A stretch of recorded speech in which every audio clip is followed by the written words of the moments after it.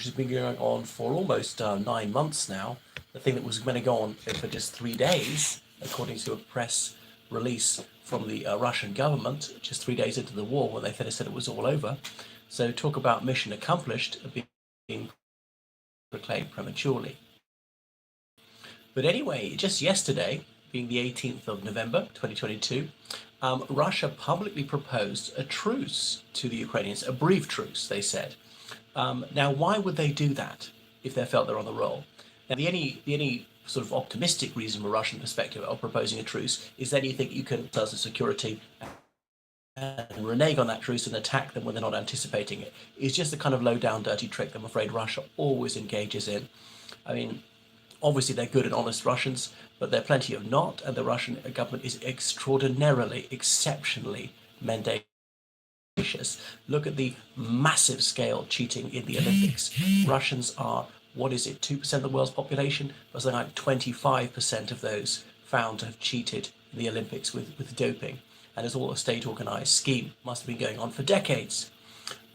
Anyway, so the Ukrainian president, he rejected this suggested truce, so it would only exacerbate the situation because the Russians would simply use it to regroup, to bring in more munitions, whatever it is, prepare for more offensives, to beef up their defenses, and indeed strengthen their fortifications in Crimea, because with the liberation of Kherson, Crimea is a bit more under threat. Now, I know it would be a very serious undertaking for the Ukrainians to try and cross the river Dnipro in the face of Russian opposition, so I don't think they're going to try that one anytime soon, not for several months at least. So President Zelensky correctly said that a permanent peace can only come if Russia ends its aggression. If they withdraw now, the war will be over today. Now, they couldn't complete the pullout today. They could make the statement today, public statement. They could complete the pullout in within a week. Just drive east. Take your equipment with you.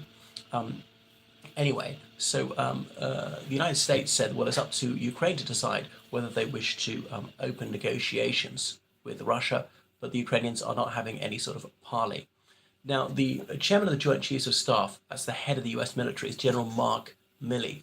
And he said a couple of weeks ago that as Ukraine has driven forward, as they've accomplished these great successes in various battles, that perhaps now is the moment in which to start negotiations with the Moscow regime with the objective of bringing the conflict to an end, because Ukraine's in a relatively strong position. Is it going to get better than this?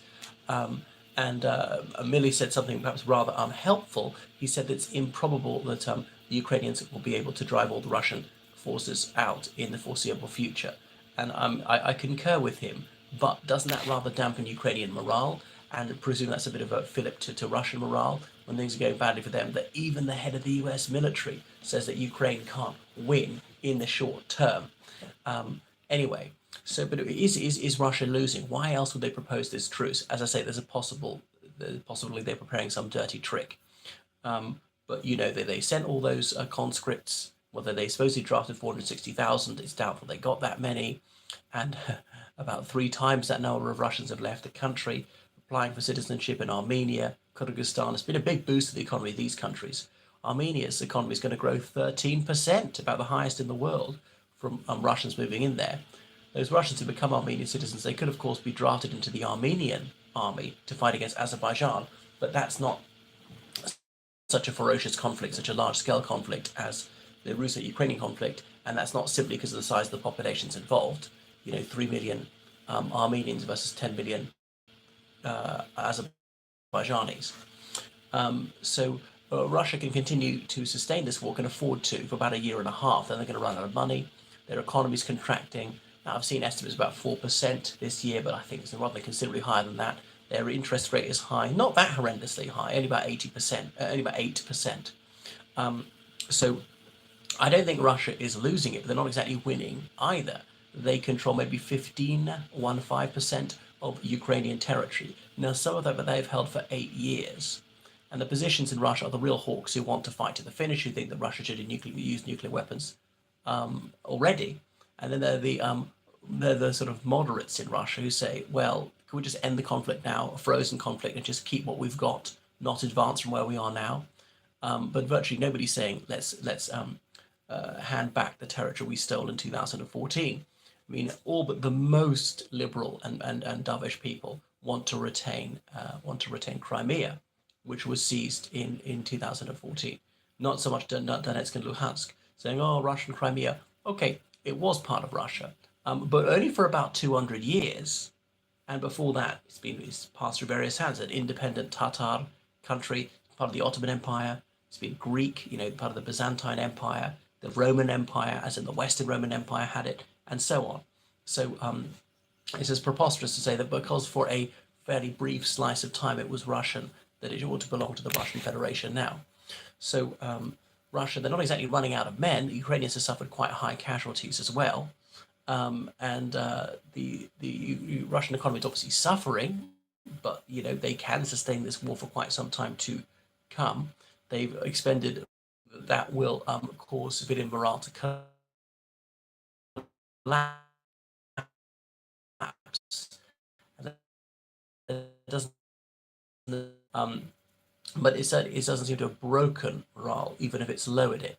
Remember, of this roughly 40 million Ukrainians, several million have moved to the West as refugees, a few million are under Russian occupation, some of them want to be under Russian occupation. So those actually in Ukraine, under the control of the Ukrainian government, is something like 30 million. They've got tents, putting up tents inside houses, sleeping bags, snow suits, absolute zero suits in a few cases, electric generators, and that's what's keeping them going through the winter. But Russia also wants to raise the cost on Western countries of having to provide this subvention to the Ukrainians because so much of the Ukrainian economy is gone.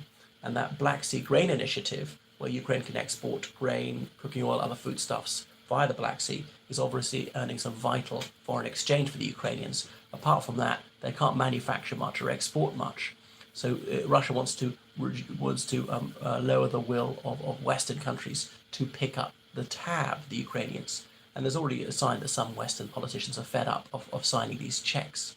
So Western support for Ukraine is reducible, and the Russians have made some inroads on that, slightly fragmenting Western opinion.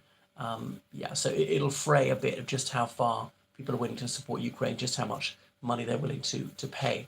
Obviously, spook Westerners, terrorizing them with the threat of nuclear weapons. So so coming towards a stalemate. But the Ukrainians are still advancing the east, just rather slowly. But by the end of this month, there'll be almost no advance. Through December, through January, February, it'll start up again because it'll be just so cold. Thank you so much for watching my channel. So please subscribe to me on Patreon and donate on PayPal. Goodbye.